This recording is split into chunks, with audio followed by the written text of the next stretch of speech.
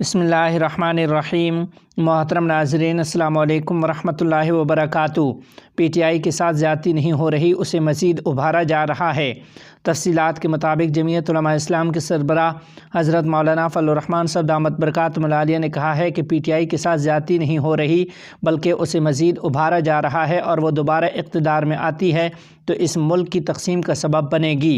जमीयत उलमा इस्लाम के सरबराह ने इस्लामाबाद में प्रेस कॉन्फ्रेंस करते हुए कहा कि हम भारत को मसले कश्मीर पर मुज़ाकरात की दावत देते हैं, मसाइल को मुज़ाकरात के ज़रिए हल करना चाहते हैं और हमारा मुतालबा है कि भारत कश्मीर के अवाम को हक़ खुद इरादियत दे। हम पड़ोसी ममालिक के साथ पुरअमन बक़ाए बाहमी के उसूल पर ज़िंदगी गुजारना चाहते हैं। इख्तिलाफ़ात को बैनुल-अक़वामी उसूल और बैनुल-अक़वामी क़वानीन के ताबे होते हुए हल करना चाहते हैं। मसाइल को मुज़ाकरात के ज़रिए हल करना चाहते हैं।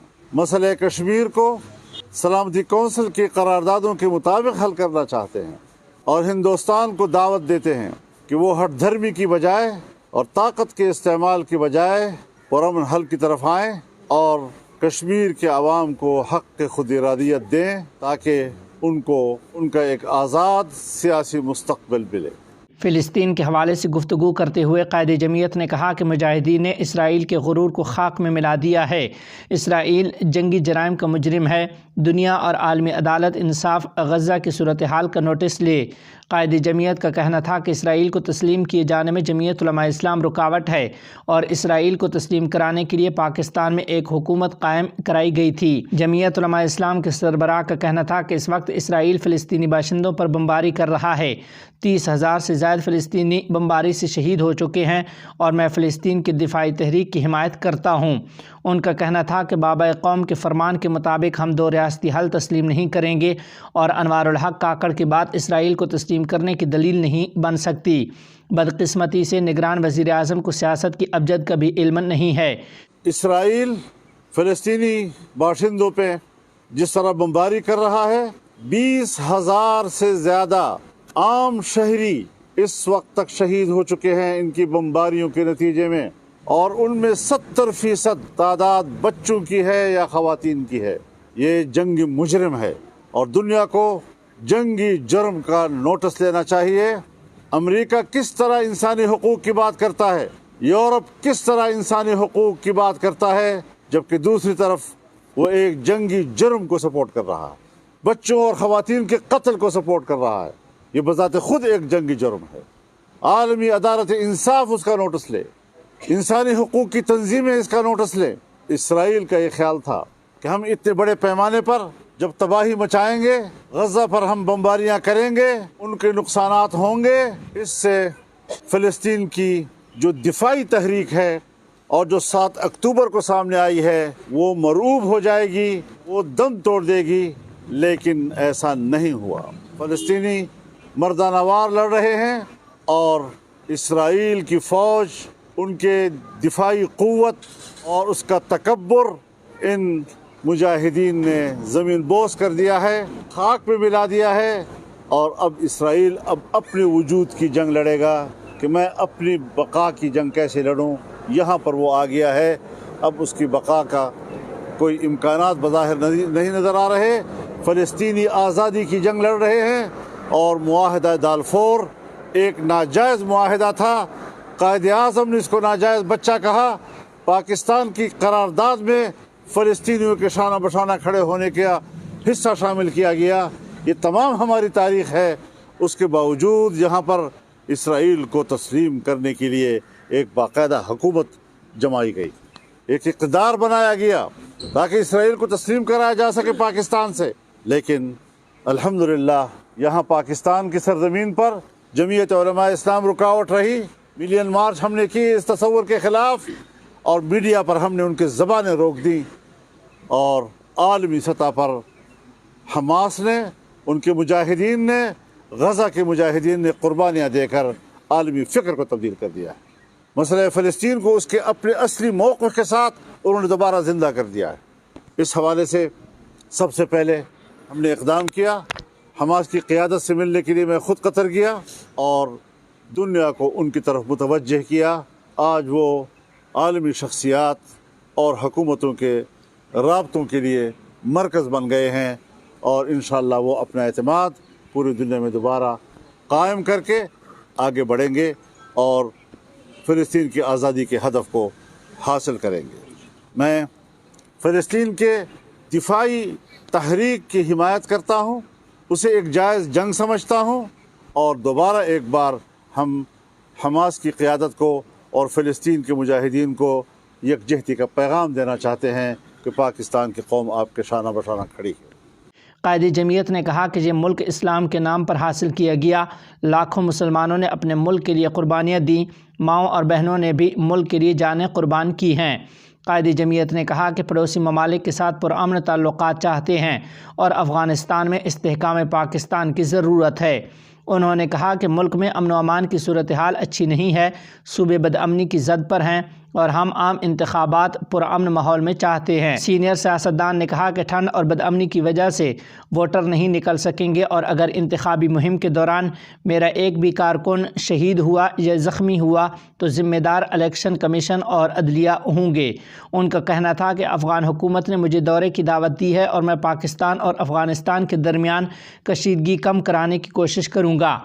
ہم افغانستان کے ساتھ بھی برادرانہ تعلقات اور اس میں استحکام کے قائل ہیں۔ بعض اوقات کچھ شکوے شکایات پیدا ہو جاتی ہیں، ہمیں دونوں ملکوں پاکستان اور افغانستان کے داخلی امن و امان مقصود ہے۔ دونوں ممالک کے درمیان اعتماد کے رشتے پیدا کرنا اور پھر ان رشتوں کو مضبوط کرنا، یہ ہماری خارجہ پالیسی کا حصہ ہونا چاہیے۔ اس سلسلے میں امارت اسلامیہ افغانستان نے مجھے باضابطہ دعوت دی ہے اور وہ دو طرفہ تعلقات پر بات کرنا چاہتے ہیں۔ انشاءاللہ یہ جو ہمارے کچھ الیکشن کے حوالے سے یہاں کی مصروفیات ہیں، اس سے تھوڑا فرصت ملنے کے بعد ہماری پہلی ترجیح افغانستان کا دورہ ہوگا اور امارت اسلامیہ کے حکمرانوں سے ملاقات ہوگی اور دونوں ممالک کے تعلقات میں اعتماد پیدا کرنا اور اس میں استحکام پیدا کرنا اور باہمی اعتماد سے اپنا مستقبل مرتب کرنا، یہ ہمارا اہداف ہوں گے۔ پاکستان کا استحکام افغانستان کی ضرورت ہے اور افغانستان کا استقلال یہ پاکستان کی ضرورت ہے۔ جمعیت علماء اسلام کے سربراہ نے مختلف امیدواروں سے کاغذات نامزدگی چھیننے کو غلط قرار دیتے ہوئے کہا کہ یہ فضا کیوں بنائی جا رہی ہے۔ پی ٹی آئی کے ساتھ زیادتی نہیں ہو رہی بلکہ اسے الیکشن میں مزید ابھارنے پر کام ہو رہا ہے۔ ہمیں چیزوں کو اس پہلو سے بھی دیکھنا چاہیے۔ قائد جمعیت نے کہا کہ جو لوگ اس ملک میں لائے گئے، معیشت تباہ کر دی گئی۔ جس دن عدالت نے ان کے حق میں فیصلہ دیا اس دن ہماری سٹاک ایکسچینج -500 پر چلی گئی۔ جب اگلے دن دوسرا فیصلہ آیا کہ نااہلی برقرار رہے گی تو انڈیکس 1500 پلس پر چلا گیا۔ قوم خوف کھا رہی ہے، ان کو پتہ ہے کہ ملک کی معیشت کی تباہی ان کا ایجنڈا تھا اور دوبارہ آتے ہیں تو ملک کی تقسیم کا سبب بنیں گے، لہٰذا اس عنصر کے خلاف قوم کو ایک ہونا ہوگا۔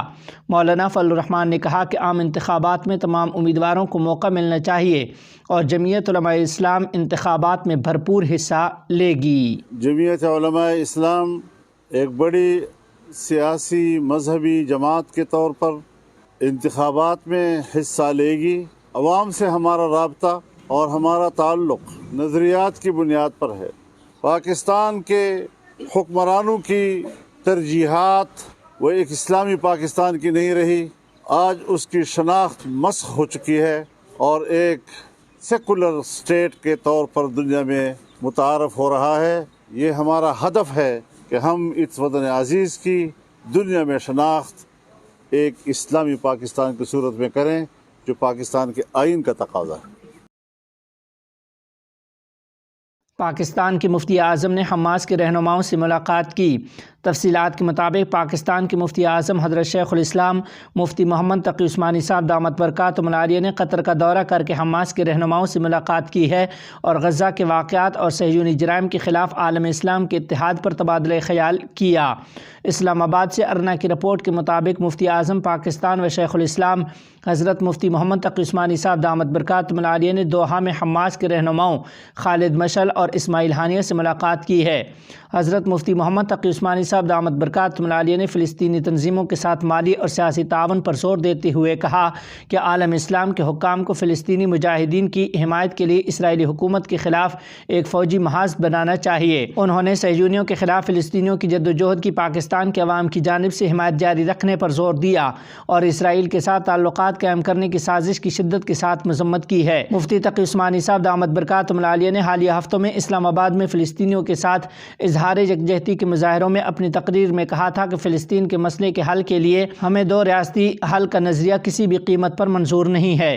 انہوں نے کہا کہ دنیا کے کچھ ملکوں کے حکام اور حکومتیں یہ جان لیں کہ فلسطینیوں کے قریب صہیونیوں کے لیے ایک ملک کی تشکیل لا حاصل راہ حل ہے، اور یہ نہیں بھولنا چاہیے کہ اسرائیل ایک ناجائز اور جعلی حکومت ہے۔ غزہ سے الاقصی طوفان آپریشن کے آغاز کے بعد سے ہی پاکستان کی جمعیت علماء اسلام اور کچھ دوسرے رہنماؤں نے دوحہ کا سفر کر کے حماس کے رہنماؤں سے ملاقات کی ہے اور فلسطینی مزاحمتی فرنٹ کے شجاعانہ آپریشن کی تائید کرتے ہوئے فلسطین کی حمایت کی اپنی ذمہ داری پر بھی زور دیا ہے۔ نہایت رنج و غم کے ساتھ آپ کو یہ اطلاع دی جا رہی ہے کہ مستونگ کے ممتاز عالم دین، ہزاروں طلباء اکرام اور اساتذہ اکرام کے استاذ محترم حضرت مولانا مولا بخش صاحب اس دنیا سے رخصت ہو گئے ہیں۔ انا للہ و انا الیہ راجعون۔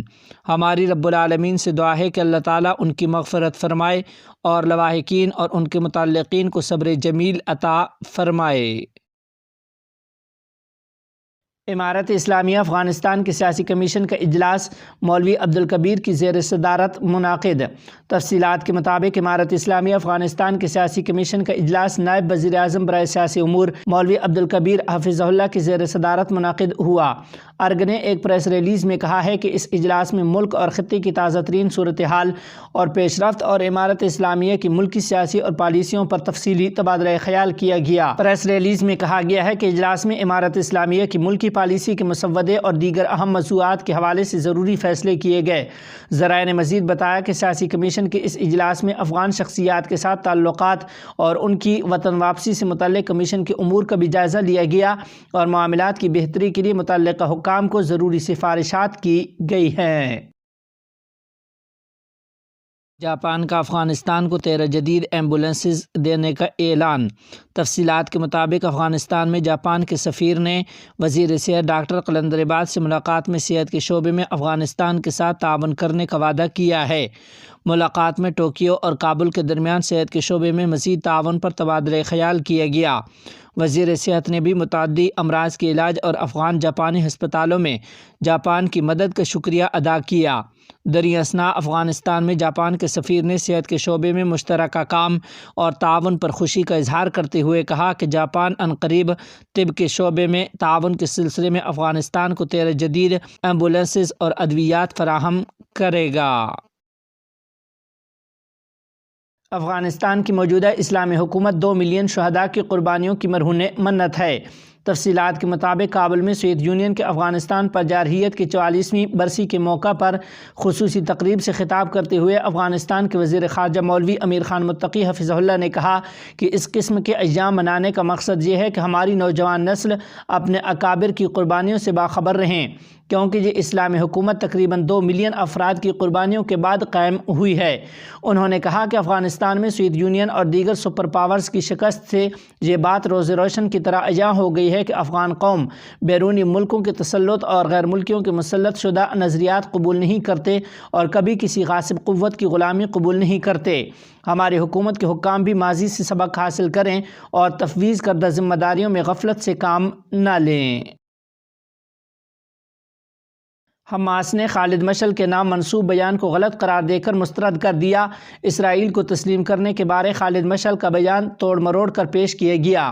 تفصیلات کے مطابق اسلامی تحریک مزاحمت حماس نے غاصب صہیونی ریاست کو تسلیم کرنے کے حوالے سے حماس کے بیرون ملک امور کے رہنما خالد مشعل کے ایک بیان کی سختی سے تردید کی ہے۔ حماس کا کہنا ہے کہ خالد مشعل کے بیان کو غلط انداز میں اور توڑ مروڑ کر پیش کیا گیا۔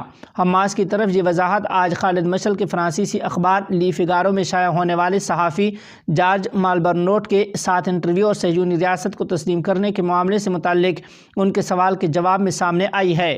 حماس نے وضاحت کی ہے کہ مذکورہ صحافی نے برادرم خالد مشعل کے واضح اور مخصوص بیانات کے علاوہ مضمون میں اپنی ذاتی آراء اور نجی تبصروں کا ایک مجموعہ بھی شامل کیا ہے۔ خالد مشعل نے واضح طور پر کہا ہے کہ حماس اسرائیل کو تسلیم نہیں کرے گا، مگر فرانسیسی صحافی نے پیشہ ورانہ اصولوں کو بالائے طاق رکھتے ہوئے ان کے نام من گھڑت بیان شائع کر دیا۔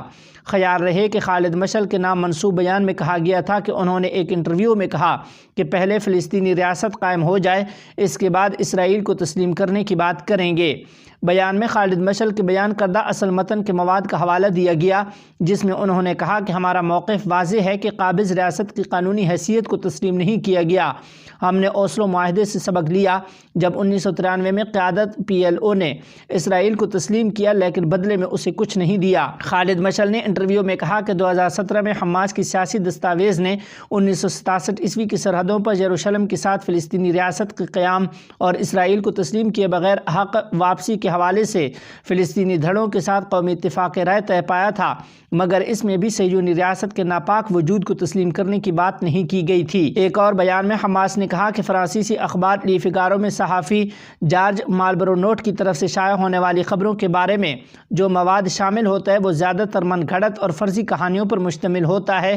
اس نے طوفان الاقصی کے بارے میں بھی اپنی طرف سے من گھڑت باتیں لکھی ہیں۔